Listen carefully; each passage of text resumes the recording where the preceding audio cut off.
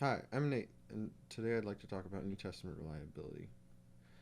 The Bible is one of the oldest, most well preserved books, and we have manuscripts even of the Old Testament as far back as the 7th century BC.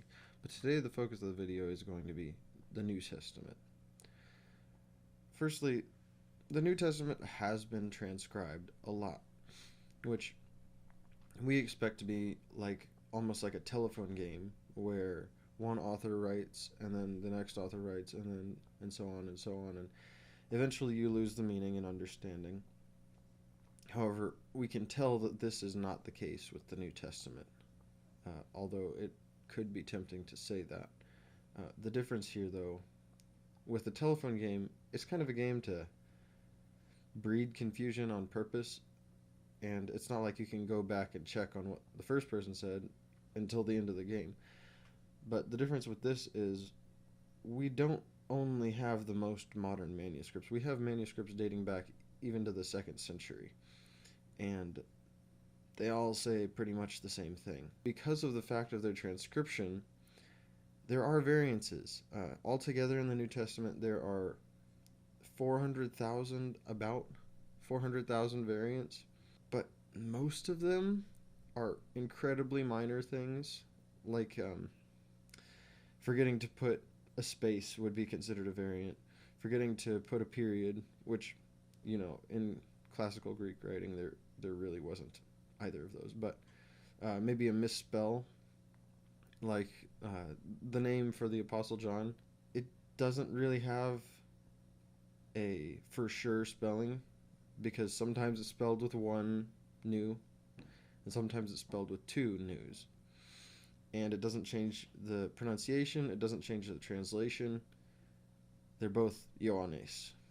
Uh, and in that same accord, there are also things like, because Greek is a highly inflected language, like something we're not really used to in English, if I said the dog bit the car, it would not mean the same thing as if I said the car bit the dog. But in Greek, you have endings, like, in other languages like Spanish and Italian and Latin. And with all of those, because of the endings, the word order is not incredibly important. 384 ways to say John loves Mary in Greek without changing anything. Other legitimate word orders swell the numbers to over 500, and a different verb for loves now mushrooms the numbers to nearly 1,200. Um, but it's considered a textual variant.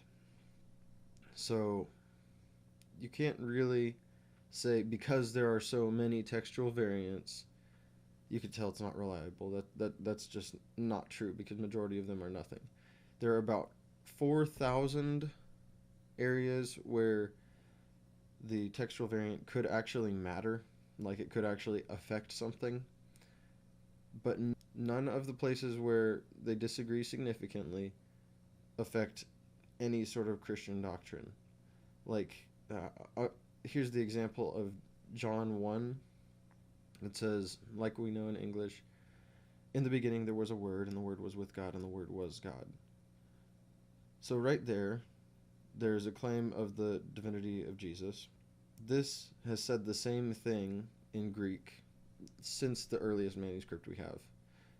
This one I have on the screen is the Papyrus 66, the 66th cataloged.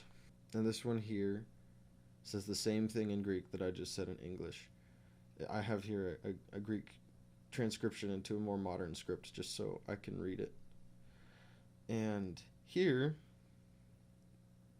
are 6 more manuscripts that all say the same thing, even up until Erasmus published the first Greek New Testament, from which King James translated his Bible. These all say the same thing, and it's all translated the same way. Some of them are fancier or less fancy or whatever, but it doesn't affect any of the translation. And it's one of those points where you can see that it does actually preserve the meaning even over a period of hundreds of years. Even skeptics agree to this point, actually. Bart Ehrman, he wrote the book Misquoting Jesus. he actually said, and I don't want to get it wrong, so I'm going to read it as a quote. Ehrman actually said in an appendix of his book, Misquoting Jesus, essential Christian beliefs are not affected by textual variants in the manuscript tradition of the New Testament. He said that. And this guy is an agnostic atheist, and he agrees that the meaning in the New Testament is preserved. The few significant places are things like there's a part where the apostles are attempting to cast out a demon, and basically it could say either this has to be done with prayer and fasting, or it could say this has to be done with prayer. It's not a doctrinal thing. A lot of the refutations, like things that people like Bart Ehrman would say, he would say, is the New Testament reliable? He'll say, there's no way to know. I can't know that. He says, people still debate, so I can't be sure. And there are places where we just won't ever know because we weren't there when it was written. These are not refutations. Simply saying, I don't know, that's a logical fallacy. It's an appeal to ignorance, and it's not good legs to stand on debate-wise. It makes sense in our feelings, but it's not a logical thing. And he would say, does it matter that I don't know? He says, yes. It could matter to you, and I can respect that. But just because you don't know all the facts of a situation doesn't mean the situation couldn't have occurred. And I'm not saying this to dismiss Dr. Ehrman. He's a very smart man. He does have some compelling points, and he's certainly interesting to listen to.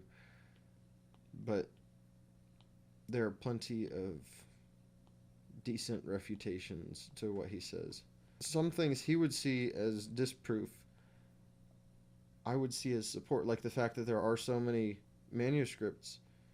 It's like you can see all these translation differences, but they're majority saying the same thing. And even when they disagree, it's not like one says the other one is not true. It's just they say different things. We have more support of it being reliable than we do of it not, which is demonstrated by the fact that we have thousands upon thousands of manuscripts. Other books that skeptics would say are perfectly reliable, like stuff like Aristotle and Plato and Aristophanes and all these different important Greek figures, we don't have manuscripts like that. Like, we don't even have one within the first 1,000 years of their presumed writing.